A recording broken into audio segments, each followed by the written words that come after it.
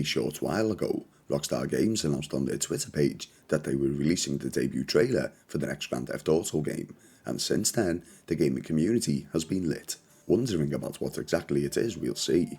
After the massive success of their previous title, Red Dead Redemption 2, Rockstar are going to have to pull off something extraordinary if they aim to top it.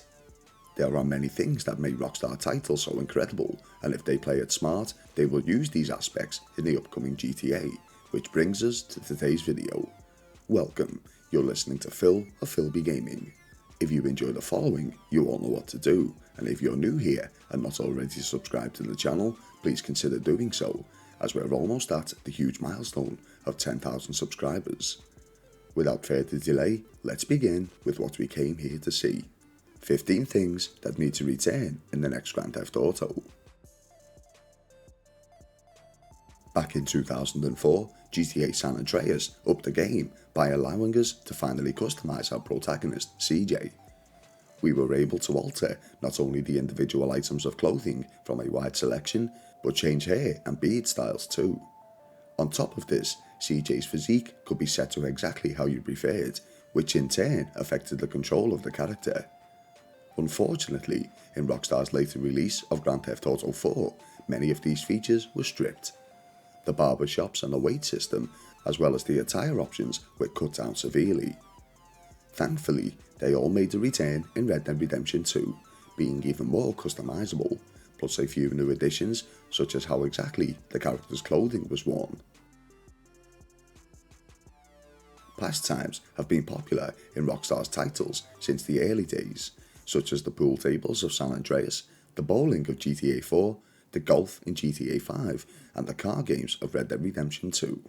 A lot of players don't want to just blitz through the story of the next Grand Theft Auto, as we've waited over 10 years so far, and will want to explore and enjoy every aspect that the game has to offer, so Rockstar have to make sure that they add as many of these previously favoured features in the title as they can, hopefully with the addition of a couple of new ones too.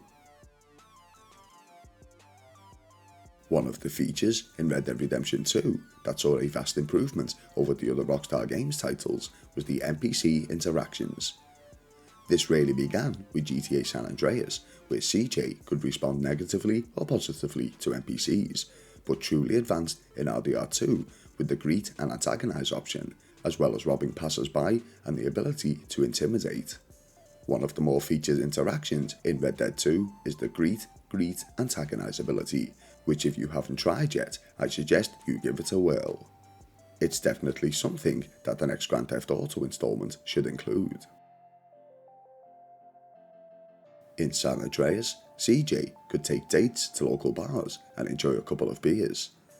Later in Grand Theft Auto 4, Nico could do the same with either a friend or a date himself, but these were nothing more than small scenes if anything.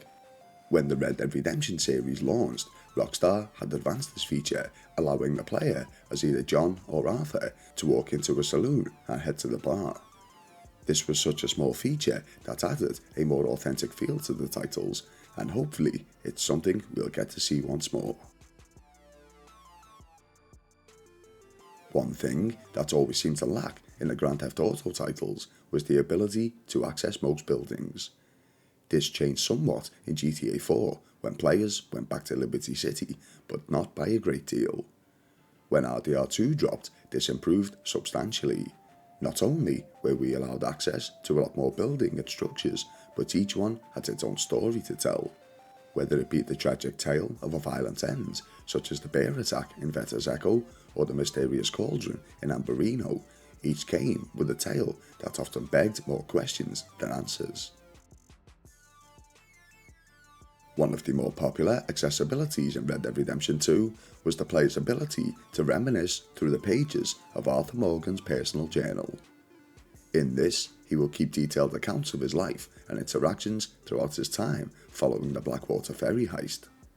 Gamers got to read Arthur's personal input and view his artistic talents, as he would often make sketches of his findings. This is something that should definitely make a return in the upcoming Grand Theft Auto game, as it's sure to be something that players would love to have. Grand Theft Auto 4 was the first Rockstar Games title to introduce to us live shows. While in Liberty City, players could visit places such as the Split Sides Comedy Club or the Cabaret Bar. Here, acts like Dusty Cowpoke or Miss Bluesy St. John, or real-life comedians such as Frankie Boyle and Ricky Gervais would perform to the crowds. In GTA 5, we were limited to just a movie theatre, but thankfully, when RDR2 made its entrance, these live performances were returned, this time with audience participation. It would be a popular pastime with players, I believe, to see this return in the new GTA. All the way back in the release of 2010's Red Dead Redemption, gamers were introduced to an honor rating system. This enhanced during Red Dead Redemption 2, where moral choices such as killing or sparing Jimmy Brooks, or helping out the likes of Rainsfall, or even choosing to assist Arthur's former love interest, Mary, would affect the player's honor level. Depending on whether it was high or low, would not only affect particular scenes in the game, but also have its separate benefits, such as weaponry and clothing. Although stranger missions have been part of Rockstar Games titles for some time, starting as early as Grand Theft Auto 4 and continuing on throughout later games, it's no doubt going to make a reappearance in GTA 6, but what would be interesting to see are the more hidden side quests. The serial killer Edwin Lowry from RDR2 springs to mind here, as it's a tricky one to uncover. The player must find 3 separate murder locations before being able to finally confront the man. Hidden missions like this should definitely make the cut. I'll never forgive myself when I first booted up Grand Theft Auto 5 and accidentally stomped on a cat in the opening mission of the title, which of course I won't be showing, so I was very happy to see, as an animal lover myself, that we could finally pet animals in the later release of Red Dead Redemption 2. Whether it be the camp's own pet, Kane, or dogs roaming about the towns such as Valentine, it's a pleasure to see that the player can not only praise animals, but also pet them too. This was a very popular feature that really needs to make a return. As games have progressed over time, the open world has become more interactive, which has given titles such as Red Dead Redemption 2 a more authentic feel. Whether it be the decaying corpses of the fallen, the wild animals feasting on one another, or the dynamic weather and environment changes that not only affect the player's body cores, but also change small details which can alter their appearance. Right here, I'm referencing specifically the snow-covered regions, or the rain making the ground slippery with mud. All this needs to be added to the next Grand Theft Auto to keep a real-world feel to the title. As I just mentioned with the player's body cores, in Red Dead Redemption 2, it was vital that Arthur carried suitable clothing with him at all times to adapt to the changing of temperature. Luckily, he was able to carry multiple sets of different outfits in his horse's saddlebags. This was an excellent feature, as the player may not have been sure on where the next mission was taking them, or if the weather was going to dramatically change for the worse. This is something that should absolutely return in the upcoming GTA, albeit this time an optional attire would be stored in the trunk of vehicles. If you explored deeply enough in RDR2, you may have been lucky enough to find hidden weaponry or clothing such as the Viking helmet and hatchet, or the pirate sword and hat for example. These special items would glow white, indicating that once they were looted, they would stay in the player's inventory on a permanent basis. Players had fun dressing up in historical clothing, and it would be fun once again if we could find items such as these in the next title. In Grand Theft Auto 5, after completing the Stranger quest with Cletus, Trevor was able to go on hunting missions where he would take photographs of the kills and receive rewards. This was just a pastime, up until Red Dead Redemption 2 was released and it became an essential.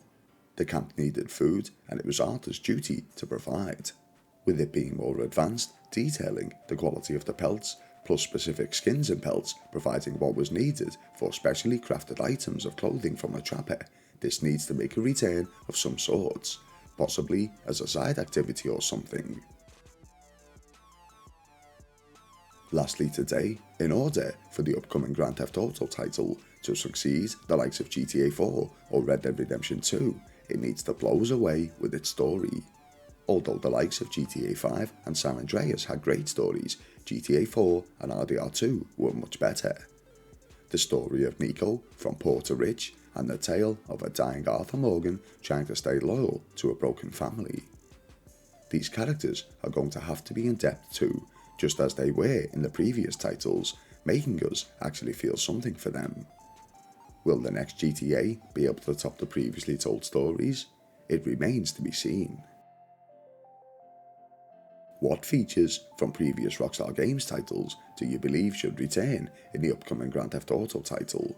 Maybe we'll get some answers in the soon to be released debut trailer just a few short weeks away. Let me know below in the comment section.